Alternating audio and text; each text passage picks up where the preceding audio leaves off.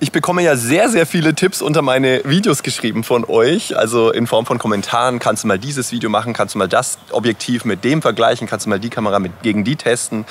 Nein, kann ich nicht. Ja? Meistens kann ich euch das nicht versprechen, denn das muss natürlich auch irgendwie in meinen Kanal reinpassen und das muss zu meiner Situation passen. Ja? Aber der Benjamin, der hat mir reingeschrieben, hey, mach doch mal ein Video, wie man in Lightroom und Photoshop richtig nachschärft. Ja? Wie schärfe ich meine Fotos digital nach?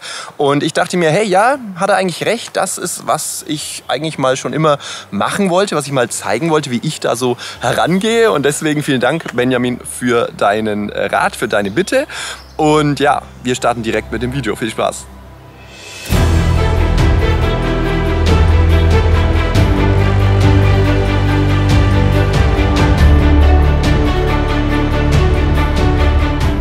Okay, wir beginnen jetzt hier erstmal in Lightroom. Später zeige ich euch natürlich auch, wie ich in Photoshop nachschärfe. Ihr seht, ich habe hier so eine Blüte im Astro-Workshop auf La Palma fotografiert und die eignet sich sehr gut, um euch das darzustellen.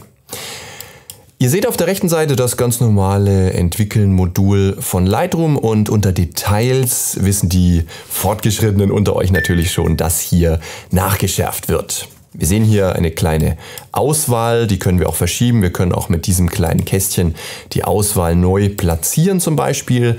Aber meistens gucke ich mir die Schärfe auf dem großen Ausschnitt an, den wir ja natürlich hier links oben beliebig stark vergrößern können.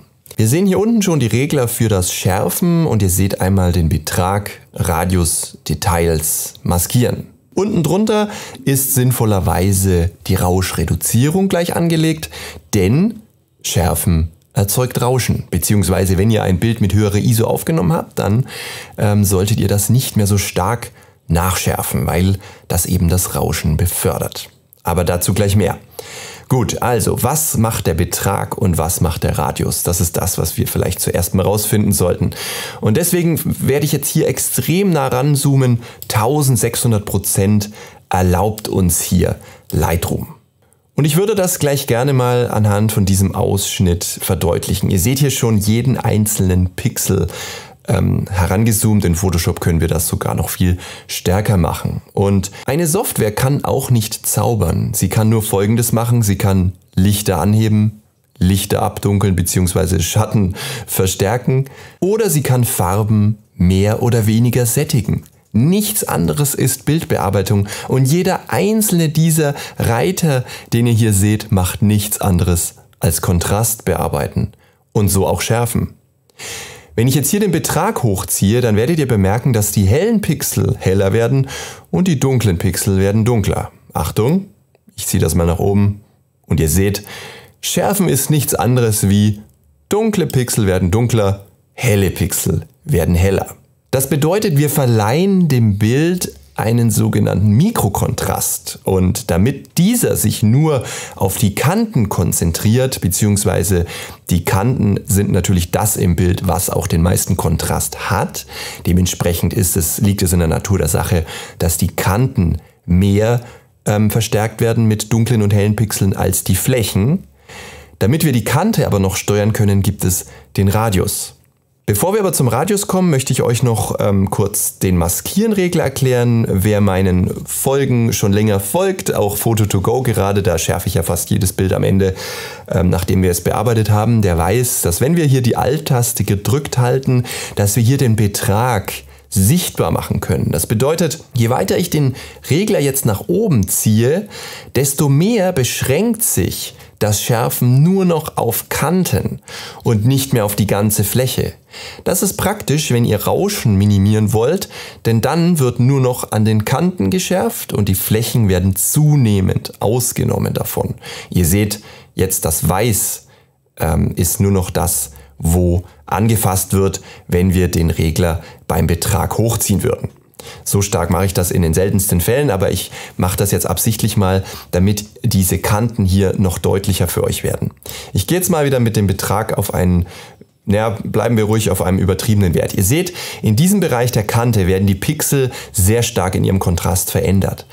Der Radius bestimmt jetzt, wie breit soll dieser Eingriffsbereich sein.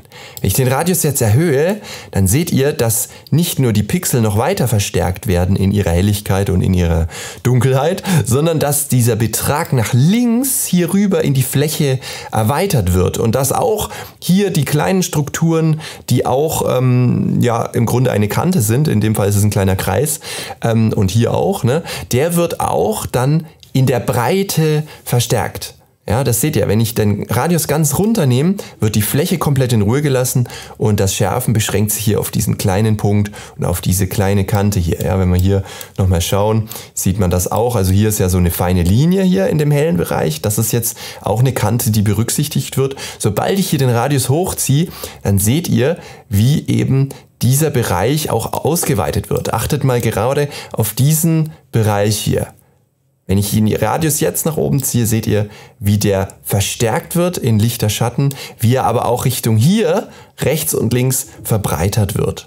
Also Radius bestimmt die Breite der geschärften Kante und der Betrag bestimmt, wie stark soll denn der Kontrast ausfallen in diesem Bereich. Und jetzt fragt ihr euch sicherlich schön und gut, aber wie machst du es denn jetzt? Wie schärfst du ein Bild nach? Dazu gehe ich jetzt hier mal wieder mit Doppelklick ganz normal raus. Ich schärfe meistens ein Bild nach, indem ich auf 100 oder 200% rangehe, damit ich ein bisschen über dem bin, was man bei 100% sieht, bieten sich 200% ganz gut an. Und jetzt greift bei mir ein Erfahrungswert und das macht auch jeder so ein bisschen anders. Ich selber schärfe meistens Bilder nur bis 75 oder 80%, wenn wir das mal in Prozent jetzt ausdrücken wollen, schärfe ich den Betrag nach. Wir sehen dadurch, dass das Rauschen auf der Fläche oder der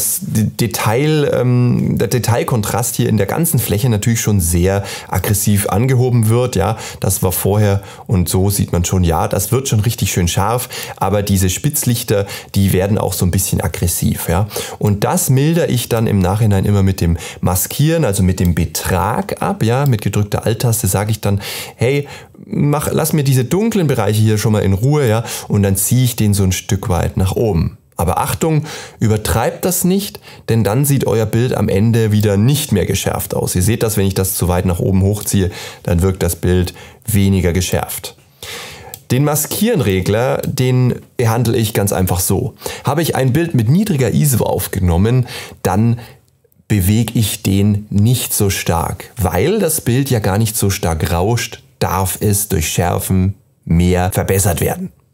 Habe ich aber zum Beispiel die Milchstraße aufgenommen und habe sowieso schon ein Bild mit ISO 3200, dann ziehe ich den Maskierenregler so weit nach oben, bis wirklich nur noch die Sterne der Kontrastpunkt sind, der geschärft wird.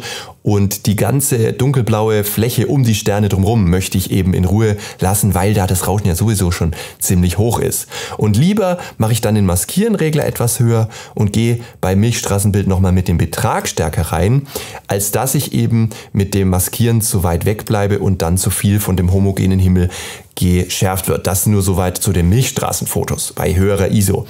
Generell ist es so, habt ihr ein Bild mit vielen feinen Details, dann lasse ich den Radius niedrig, denn das wirkt sich besser für das Detailschärfen aus. Habe ich aber ein Bild mit groben Kanten, mit klaren Flächen, dieses hier zum Beispiel, wo ich grobe Kanten und glatte Flächen und große Flächen habe, da erhöhe ich sehr gerne den Radius, denn hier möchte ich diese Rahmen um die Flächen einfach besser und stärker betonen. Ja, wenn ich jetzt hier bin, dann sage ich, okay, da werde ich irgendwo hier sowas mit einem 60er Betrag reingehen. Also Betrag ist ja falsch, es ist das Maskieren-Tool. Ja, und dann gehe ich hier auf eine 75 und dann darf der Radius durchaus ein bisschen knackiger ausfallen. Vielleicht auf eine 2.0. Darüber hinaus gehe ich sehr, sehr selten. Schärfe ich Makros nach, also viele feine, filigrane Details, dann lasse ich den Betrag sehr häufig bei 1,0 oder 1,2. Jetzt fragt ihr euch sicherlich, hey, kann ich denn den Details-Regler auch hochziehen, um die Details zu schärfen? Ja, das könnt ihr gerne ausprobieren. Ich selber verwende diesen Regler aber so gut wie nie, weil ich eher finde, dass er überflüssig ist, denn ich erreiche über Radius, Betrag und Maskieren meiner Meinung nach nahezu dasselbe Ergebnis. Also nochmal zur Wiederholung, habt ihr grobe Kanten, klare Flächen, da dürft ihr den Radius hochziehen auf 2, vielleicht auch auf 2,2 mal. Und den Betrag, den lasse ich meistens so bis 80% im Maximum bloß. Ja, in seltenen Fällen vielleicht auch mal 85%.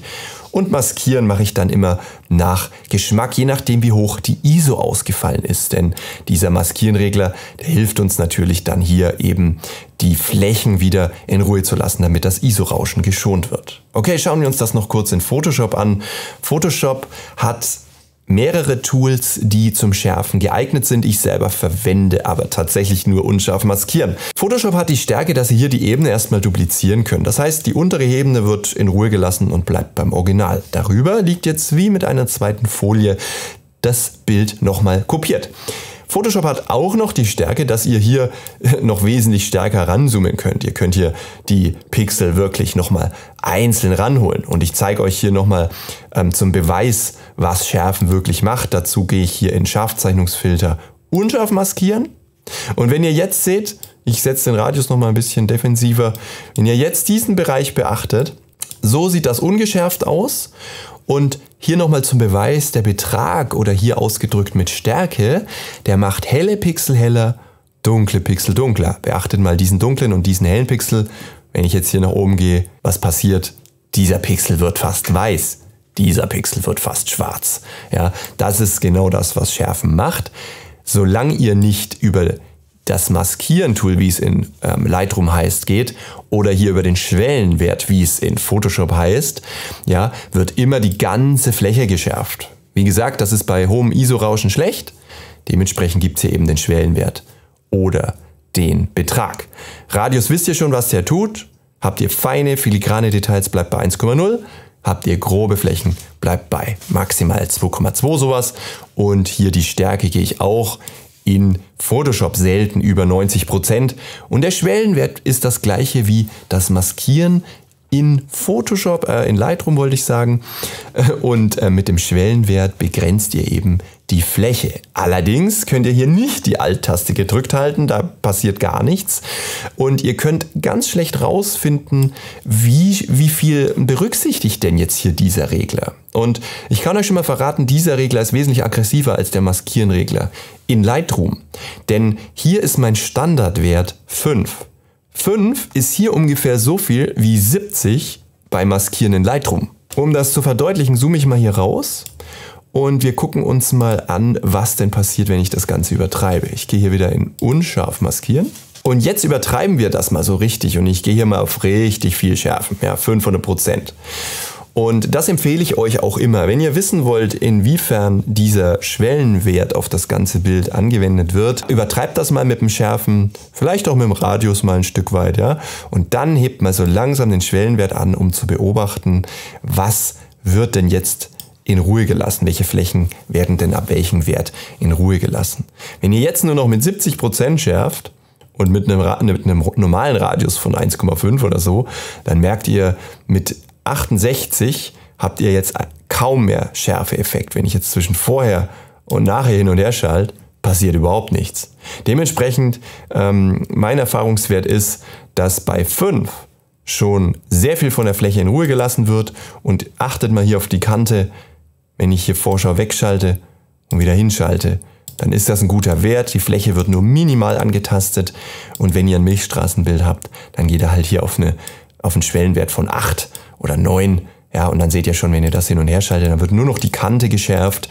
Aber hier, wie gesagt, ein bisschen aufpassen, diesen Wert nur minimal verändern. Die Hauptstärke von Photoshop ist jetzt aber, dass wir natürlich die mächtigen Masken und Ebenen verwenden können. Das bedeutet, ich zeige euch das mal an dem Beispiel. Ich übertreibe das jetzt mal, dass man das gut sieht. Ja, also so schärfen wir natürlich nicht. Aber ihr wollt ja irgendwie hier was erkennen. Ja, das ist dementsprechend, mache ich hier mal eine völlige übertriebene Schärfe. Und die liegt ja jetzt eben nur auf der zweiten Ebene. Das heißt, darunter haben wir noch unser Originalbild. Und jetzt können wir ganz normal mit Maskieren hier eine Maske erstellen und mit dem Pinsel schwarz und weiß auf der Folie, also auf der Ebene herum, radieren oder hinzufügen. Das heißt, mit Schwarz fräsen wir sozusagen in die oberste Folie ein schwarzes Loch und das darunter liegende wird sichtbar. Und wenn wir zu viel gefräst haben, dann können wir mit Weiß, also hier die Farbe einfach umschalten, das Ganze wieder zurückholen. Das heißt, wir können jetzt selektiv scharf zeichnen. Und das ist die riesige Stärke von Photoshop, denn es gibt ganz viele Bereiche, die wir vielleicht überhaupt nicht geschärft haben wollen. Wir haben ein Porträt fotografiert, der Hintergrund sauft ein Bokeh ab und warum soll ich denn dann die Bokehkreise nachschärfen? Das gibt überhaupt keinen Sinn. Dementsprechend hier auch bei der Blume, ich will ja nicht das Drumherum schärfen, ich will vielleicht nur die Blüte schärfen. Jetzt habe ich hier die Maske hinzugefügt, hole mir den Pinsel und habe hier die Farbe schwarz, das heißt wir löschen jetzt und ich sage jetzt, klar, ich will alles hier am Rand, will ich nicht geschärft haben und ihr seht, das wird dann in Ruhe gelassen. Natürlich seht ihr das nur so deutlich, weil ich das Schärfen so übertrieben habe, sonst wäre das hier am Rand gar nicht so scharf. Ja? Also nehmt einen weichen Pinsel und radiert euch die Maske wieder zurück, sodass wirklich nur das geschärft wird, worauf es ankommt. Und ihr seht, das Ergebnis ist schon wirklich cool, obwohl ich natürlich so stark nicht schärfen würde. Ich zeige euch das nochmal mit der invertierten Maske. Wir können ja die Maske auch umkehren.